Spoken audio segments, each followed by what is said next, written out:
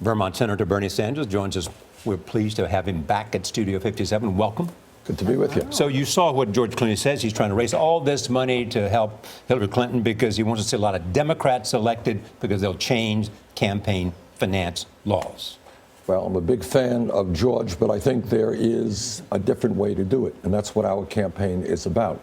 You can raise large sums of money from individual contributors. We get it, $27 a piece, 7 million individual campaign contributors. You don't have to be dependent upon big money to run a winning campaign. Of course, we want more Democrats in the Senate, want to regain control of the Senate, do better in the House. But again, you can do that without being dependent on the top 1% for your campaign contributions. I think the question is, you're an independent who's running on the Democratic Party ticket.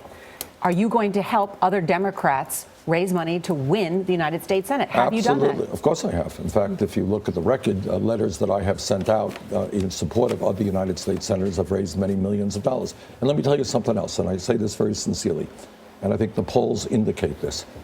For Democrats to do well, not only at the highest level, but in the Senate races and in the House races, we need a large voter turnout.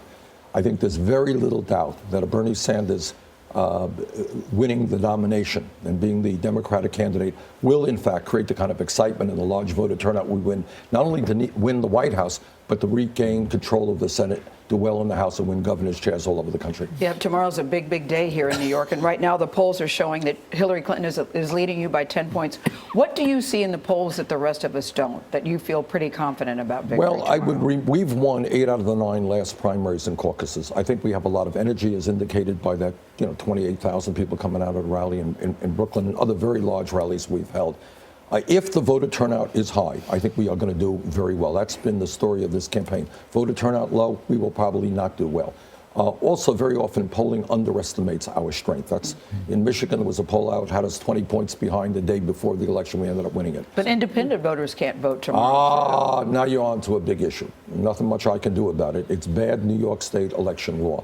What it says to the many hundreds of thousands or more independents who would like to vote tomorrow, for me or for anybody else, they can't participate. I think that that's wrong, and that does hurt us because we win independent voters by about 2-1. You also know that she's way ahead in superdelegates. Yeah. Donald Trump says the Republican system is fixed. Rigged. Rigged. Yeah, rigged. Is he stealing my terminology here? Nothing this guy won't do. Yeah. Well, how bad is the Democratic system? I have serious problems with it. This is the establishment, folks. These are elected officials, these are money people who are superdelegates. And the truth is, most of them are now supporting Hillary. But let me just say this. As you may know, in poll after poll, including your own polls here at CBS, I run much stronger against Donald Trump than does Hillary Clinton. And the reason for that, by the way, is we got a lot of independent voters. And I think as this campaign proceeds, if we continue to do well, a lot of these superdelegates and others are going to say, you know what, we got to beat Trump. Yeah. Bernie is the stronger candidate. But what if, in fact, you're winning these contests, the last 6 or 7, but she's getting a significant number of the delegates? Yeah. And the delegates will nominate the candidate. Right. Well, we think that there is a path toward victory. Which is? Which is winning delegates. In other words, and California. How are you going to do it? Well, by getting more delegates than she does. I mean, for example, we have won 8 out of... doing that is the point. Well, I would say that we have cut her lead by 1/3 in the last month. That's pretty good. That's what happens when you win 8 out of 9 caucuses and primaries. Now, we'll see what happens tomorrow. I won't speculate. You got California, you got Oregon, you got Pennsylvania. So what does it mean for you if you lose in New York? What does it mean if I lose? It means that I lose. Okay, but what implication does it have for your campaign? We're going all the way. We're going all the way through California. We're going into the convention in Philadelphia. We think we have a path toward victory. And we're going to fight for every single vote that's out there. Senator, you've made an issue about transparency in this campaign. Hillary Clinton, today is tax day. We're all paying our taxes. Hillary Clinton has released 8 years of tax, the last 8 years, in addition to ones before that. You only released one, and you just did it on Friday. Yeah. Why haven't you done that? I will tell you the reason. It sounds too simple, but it's true. In our family, we don't have 15 accountants. My wife works on... But you have to pay your taxes on time like the rest of us. Of course it's not that hard to release your well, summary of your taxes. First of all, we have released our taxes. 1 year. I've said we will release more, and we will release more. And what will end up showing is that our total income is less than the amount of money that Hillary Clinton got for one speech. Sorry, nothing going to be very exciting, and it'd be the same. know story. I was suspicion is- surprised. What is the suspicion? People who don't release their taxes. We are going to release our taxes, so let's end the suspicion. It's just the question. We are occupied with the campaign right now. We will. I said we will, and we will. You know, talk you about say Saudi you're going to Arabia. start, that you're starting a political revolution. That scares a lot of people. What does that word mean? And the other thing I hear about you, Senator Sanders, no disrespect intended, but he's an older candidate. How is he going to make this work? And the only people I hear saying that, by the way, are older people. Because the young people on the road are not saying that about you. You know who else older is not people that saying are it? But the saying, reporters who are following me around on the campaign trail. No, They're Jane, saying, "Stop it! You're going too far, too fast." No, your wife, when she joined you here last time, I miss her today, she said that he has a constitution of a 16-year-old. Yeah. But how do you address these issues about you? A political revolution. He's Okay, the here's old what- guy on the campaign. Political revolution is a very important part of what this campaign is about. And this is what it means.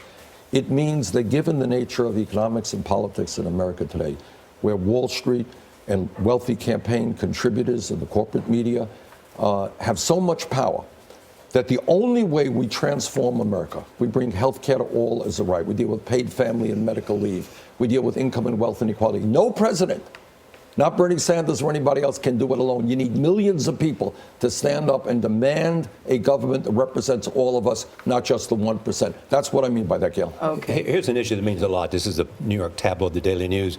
It is about 9/11 and the bill in Congress about suing Yeah. Saudi Arabia. Yeah. You favor it? Yeah. So, But no. It's not about suing Saudi Arabia. No, Saudi Arabia. Go ahead. it Families is- can sue Saudi Arabia. It is about suing any government, not just Saudi Arabia, that may have been involved in terrorism, which kills Americans. You support it. President Obama says don't do it because it'll open us up Yeah. to a lot of suits, and the Saudi government has threatened to sell a lot of their treasuries that they're holding.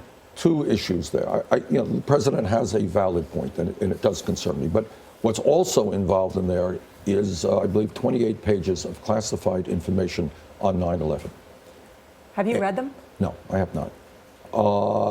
And what I think there is some speculation, and I'm not into speculation, is that it may indicate that parts of the Saudi family may have funded some of the terrorists. Look, let's be honest about Saudi Arabia.